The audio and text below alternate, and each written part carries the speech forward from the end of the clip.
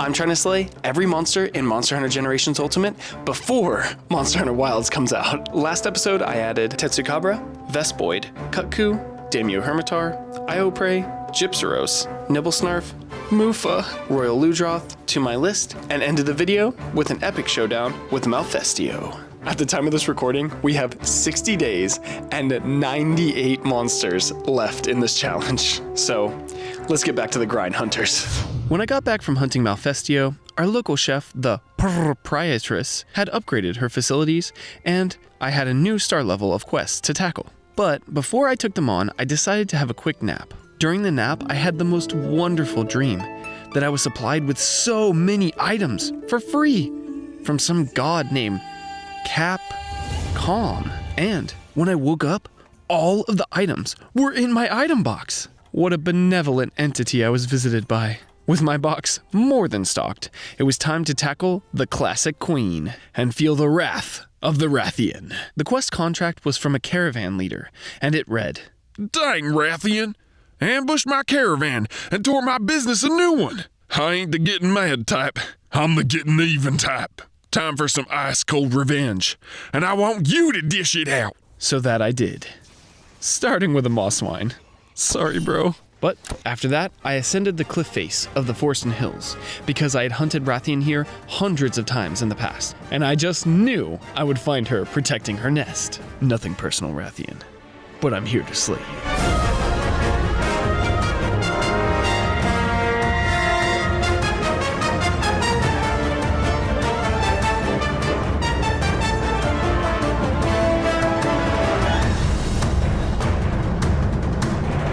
And with only one first aid med consumed in the whole fight. Whoa! Almost got me there, Rathian. It was over without much effort.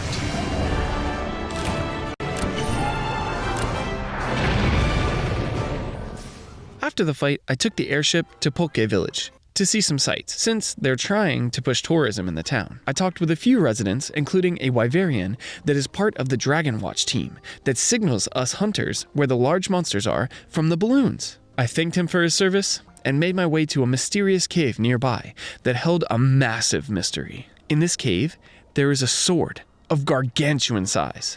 The feline cave attendant told me a story of the ancestor of the chief of Poke herself. They said that generations ago, there was a giant Wyverian warrior that wielded this sword. They apparently had possum strength and even took down one of the most vicious beasts to ever soar the skies. After slaying this unknown monster, the massive hunter left their sword here and spent the rest of their days peacefully near this cave. Whether reality or fiction, it's still a really cool story. But I couldn't do anything here. Yet. So I moved on to the next quest in a new locale. The Arctic Ridge.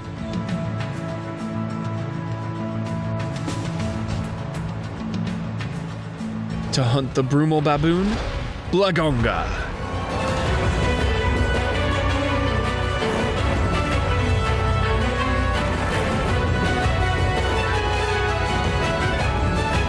The fight was going well until he dug down and I mistimed my dodge, and then he came out at hyperspeed. This might be a little foreshadowing for later in the video. But I generally don't get mad at games because I place the blame on myself for not dodging properly. So I tracked him back to his home using his territorial dung. And round 2 it was.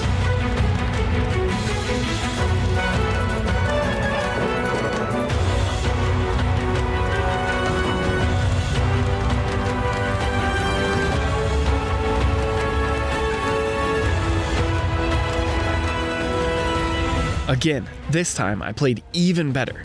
You could say I was learning, like a Saiyan in Dragon Ball Super, getting stronger as the fight went on.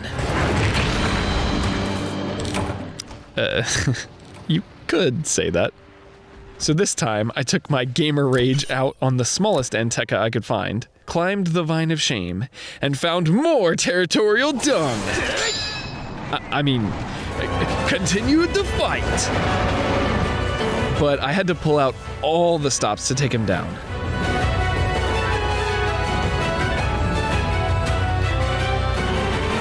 Yo, Franco with a pinball, let's go. And with Dash Juice and Adrenaline running through my veins, and Gypsera's poison running through his, I was finally able to take down the mighty monkey, along with his smaller cohorts.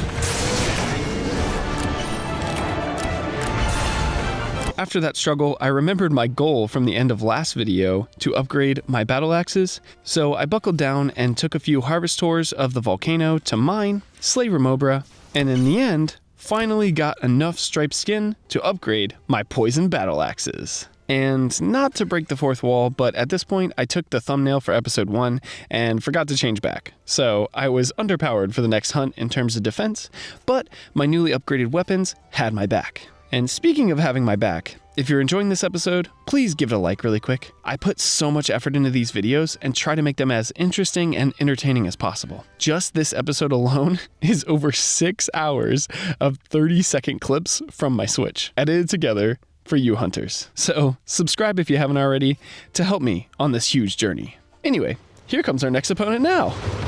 Volvidon. This fight was easy enough, and when I did get hit, I got pretty lucky. No. Oh, you missed. Well, that's convenient. But in the end, this fight was no problem. When I returned home, I decided that it would be fun to switch things up and try a different hunting style. I wanted to try a style that allowed me to counterattack. The two choices I had were Adept and Valor. The descriptions read, Adept style is all about waiting until the last second to evade or guard your foe's attacks, letting you perform insta-moves. It's difficult to pull off, but allows for devastating counterattacks. And Valor style. Valor style relies on sheathing to fill your gauge and enter a stronger, faster Valor state. Fill your gauge by using sheath canceling attacks and avoiding attacks with a sheathing stance. I decided to go with Adept style and take on our next opponent, Shogun Ceanataur. I tested out my new style by swinging in the air a bit and counter-dodging a Bullfango. It wasn't a lot of experience, but I understood the basics, so I figured I would be fine. But I could not have been more wrong.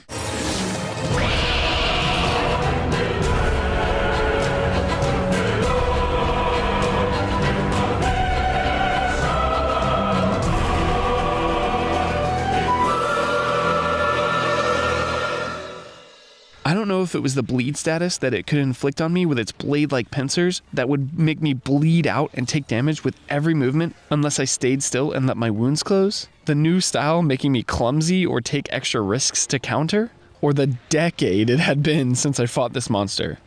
But while I got some good shots in, Shogun Ceanataur destroyed me. So I trekked back, took out a small Ceanataur and an Uruktor, and faced the cleaving crustacean.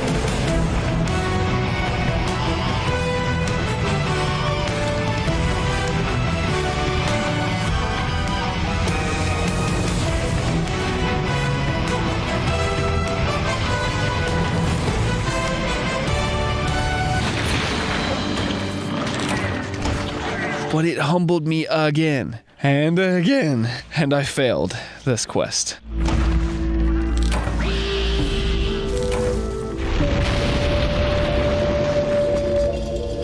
When I got home, I decided Adept style was not for me. At least not at this stage. So I switched to Valor to try it out and went back out. This style had a cool anime dash in place of my demon mode, which was strange and I wasn't sure if I could break the habit of trying to go demon mode. And it also had weird, long animations for sheathing. But it did tell me to fill my gauge by sheathing and unsheathing, so that makes sense. So I oofed a few Kelby and went back to restart the crab battle. Paramedic, I've encountered some kind of cave demon. I don't think I'll be leaving this place alive. Oh my god! It's looking right at me.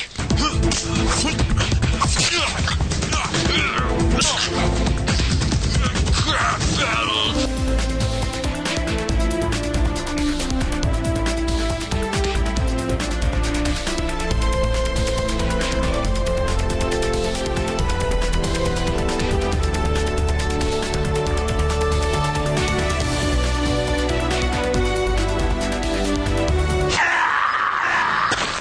I was slain not once, but twice. By this time, I was pretty frustrated, but again, mostly at myself. How could I let myself be humbled so intensely by this oversized fancy dinner? On the third try, I finally realized the piece of the style that I was missing. The reason the sheathing animation was so long. That was the moment you triggered the counter. So with the form's powered up state and the new understanding of when to counter, I was finally able to slay the monster. While I can safely add Shogun Sianatar to my list, I failed this quest because in my frustration, I forgot this was a capture quest. The only way to succeed in this quest was to capture the monster, not slay it. So I had to go back and challenge it again. But this time, using all the tools I learned from my previous tribulations, I was able to capture the Cerulean Psycho. After that ordeal, it was time to stop being Snake and take one down, because my target was the Snake Wyvern, Naharala. For this battle, I switched back to my aerial style because this snake likes to coil around you and strike. But if you can hop over it, then it becomes trivial. After a fun fight, it was the end of this fight. Then I went on a grinding spree. Hunted 2 Lagombi at the same time, which was easy enough and helped me add Giaprey or Gaiaprey to my list, but took a while.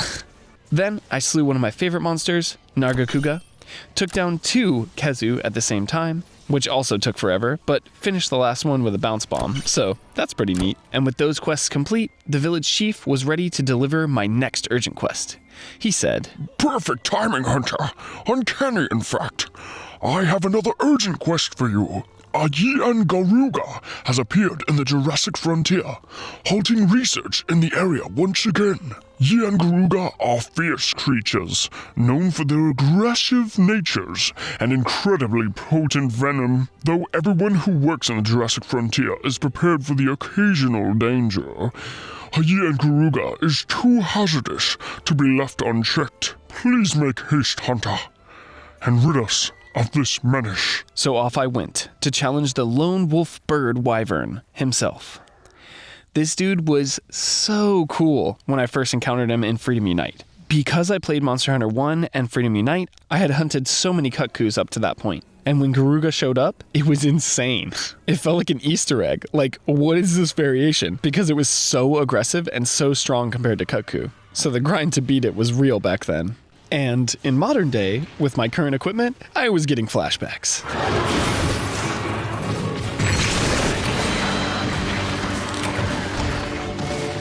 But with my new experience from overcoming Sianatar and my newfound ability to counter and enter my ascended state, I knew I could defeat it. So I ate a big steak and got back into the fray.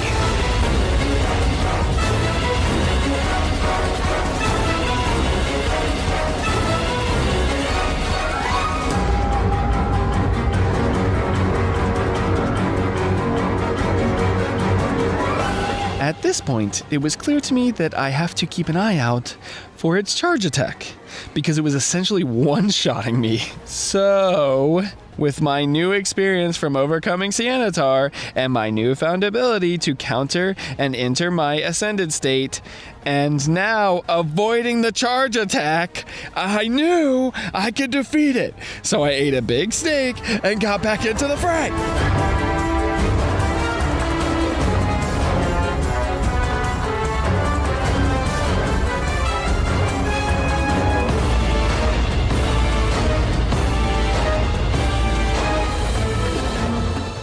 Thank you.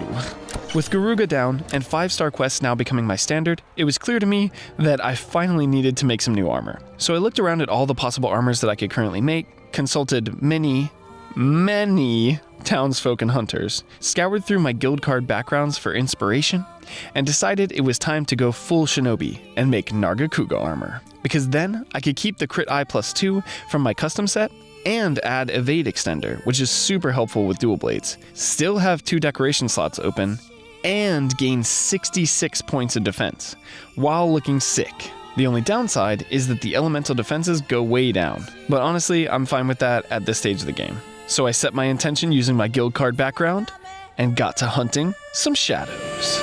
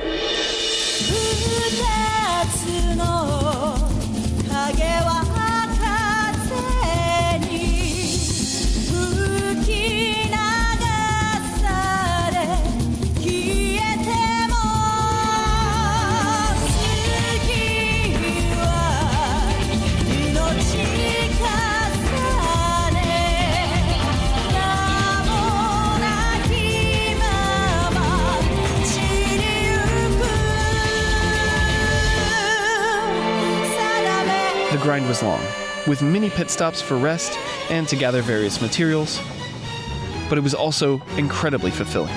I fought Shadowcat after Shadowcat, and after countless battles, I finally assimilated with the beast to forge the full armor set.